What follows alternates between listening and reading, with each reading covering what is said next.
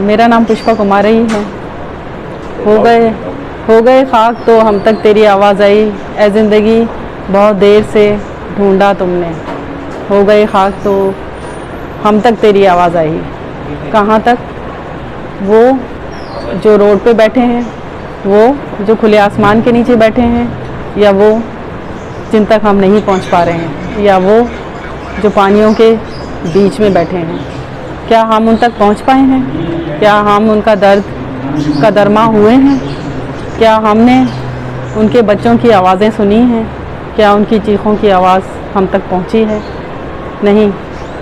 हम सब हर जगह हर वक्त मौजूद नहीं हैं।